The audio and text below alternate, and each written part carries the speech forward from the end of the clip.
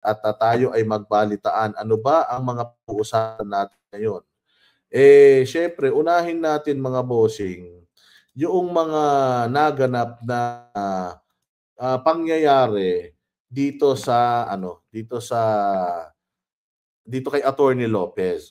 Tsaka may mga balita. Kayo ba naniniwala mga bossing dito sa bali-balita na ito daw kasi 'di ba may kupal yung matang gunggong na tulpo.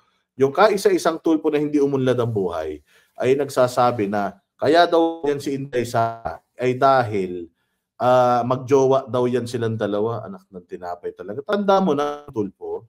Sobrang tanda mo na, ang kupal mo pa. Lapit ka ng kainin ng lupa. Puros showbiz chismis pa din ang ibinalita. Kayo ba naniniwala doon? Sabi nito, kaya dinugbog sa airport tong hayop na tulpo na ito. Ito lang ang tulpo na walang kwentang tao. O lahat ng tulpo umunlad sa buhay, ito lang ang tulpo na putang ina, walang silbi sa buhay. Kung makikita ninyo, wala siyang alam kundi man chismis ng man chismis. May sabi na naman ito, joke daw niya. Let's say for example, si Sara at saka si Attorney Lopez. Let's say, for example, magjowa sila. Ano naman kayo? Anong problema mo doon? Di ba? Sa tingin ninyo, ito real talk lang. Halimbawa man, alam natin hindi totoo yan dahil alam naman natin si Montulfo, puros katarantaduhan lang naman ang ginagawa niyan eh. Takin Inday Sara, meron siyang mga anak. Si Inday Sara may asawa. Maayos ang pamilya nila. Porkit ba siga, nananapak, tomboy na? Anak ng tinapay naman. Kung sakali man si Inday Sara, sabihin na natin, totoo yung istorya mo, Tulfo. Ano man? Hindi ka nahihiya, Tulfo? Ang tanda mo na, pala ka pang pinagkatandaan. Kapatid mo, nagtatrabaho na sa gobyerno. Ikaw lang ang nagpakilala sa mga kapatid mo sa taong bayan, tapos nauna ka pa nila. Yung kapatid mong si Rapi Tulfo, sikat pa sa'yo, senador na. Yung dalawa mo, mas nakakabatang kapatid, na mas sikat, marami na naitulong sa bayang Pilipinas, ikaw hanggang ngayon, ganyan ka pa rin, chismoso ka pa rin. Hindi ka nagsasawa sa ginagawa mo, konti na lang itatagal mo sa mundo, tapos yan na lahat ng tao. Di ba? Kasi tingnan mo let's say for example, totoo, tomboy si Inday, ano naman? Ano problema ron? O kung sakali man na si Inday Sara, ano niya yan?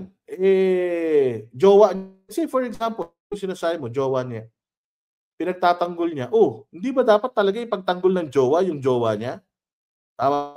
Hindi ba tama lang naman na, halimbawa ako, meron akong jowa ko, halimbawa si Jay Guevara kasi bading ako, halimbawa si Jay Guevara kinakawawa, anong gagawin ko bilang isang jowa? Pagtatanggol ko, anong mali doon? Di ba? Anong mali doon? Montulfo. So, ibig sabihin, ginagawa mong issue yung gender. Kung halimbawa ang tomboy si Inday, ano yun? Dirindiri ka sa mga tomboy? Dirindiri ka sa mga bakla? Ganun ba yun? Aba, kung magagalit ng rainbow community sa iyo niyan. Dahil kung totoong bakla si Inday Sara, yayakapin yan ng rainbow community. Hindi ba? Kaya ka na Google ni Claudine Barreto eh. Dahil sa kakupalan eh. Ginulpi yan ni Raymart at ni Claudine sa airport eh. Kaya ka ginugulpi dahil wala ang silbi sa buhay eh. Pero for the sake of yung sumayang Montulfo, na feeling mo nakapag-expose ka ng isang bagay na nakatulong bayan sa bayan natin, yung expose mo, does it make Inday Sara wrong? Kung halimbawa si Inday Sara, jowa niya nga si Attorney, mali, so hindi na pwedeng ipagtanggol si Attorney. Hindi na pwede yung mga justifiable na yung mga nangyayari ginagawa ng Kongreso sa isang taong walang kasalanan. Pakulo, pantaki mo, uniformado, pulis, kinuha yung cellphone. So okay lang sa iyo yun dahil bading sila parehas, dahil tomboy sila parehas. Sa tingin mo, pagka naging tomboy sila, pwede na silang baboy-babuyin? Ganun ba yun? Natatawa nga ako eh. Natatawa lang talaga ako. Dito si Montulfo at dun sa mga vlogger ni Bongbong na kinagat itong report ni Montulfo na magjowa di umano yung dalawa na yan. Hindi krimen ang pagiging bakla at tomboy. Hindi krimen ang may ka sa kapwa mo, kasarian mo. Nangyayari yan. Hindi yan tanggap ng society, hindi yan tanggap ng majority ng mga religion sa Pilipinas. Pero hindi yan kasalanan sa batas. Walang masama sa ginagawa nila. As long as hindi sila nagsashabu, dalawa. Hindi sila nagtutulak ng droga. Hindi sila mamamatay tao. So long as hindi sila nagnanakaw sa gobyerno. Walang masama sa pagiging bading. Walang masama sa pagiging tomboy. Walang masama sa pagiging magjowa nila parehas. Tama? Tanda-tanda mo na, tanga ka pa. So anong gagawin natin ngayon kung kung halimbawa totoo yung sabi mo, magjowa sila. Tama lang na babuyin ng Kongreso yan kasi magjowa sila. Yun.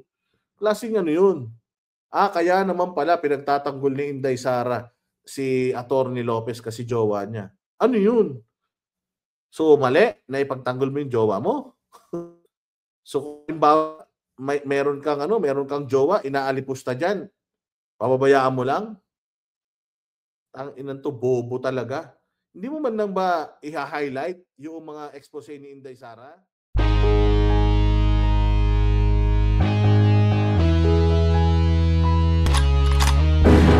Yan ang banatero, walang inuurungan. Pag tama palakpakan, pag mali ay babanatan.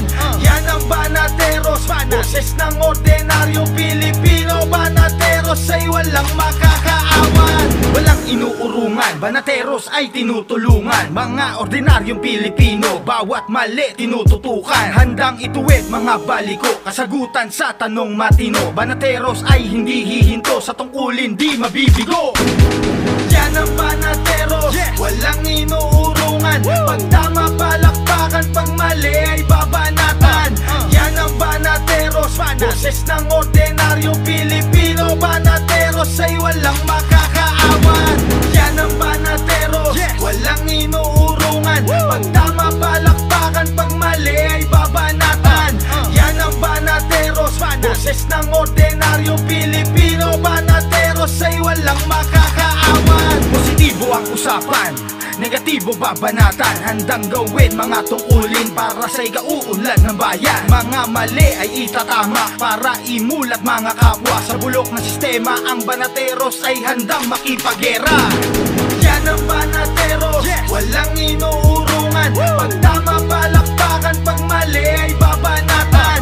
Yan ang banateros, boses ng ordinaryong Pilipino. Banateros ay walang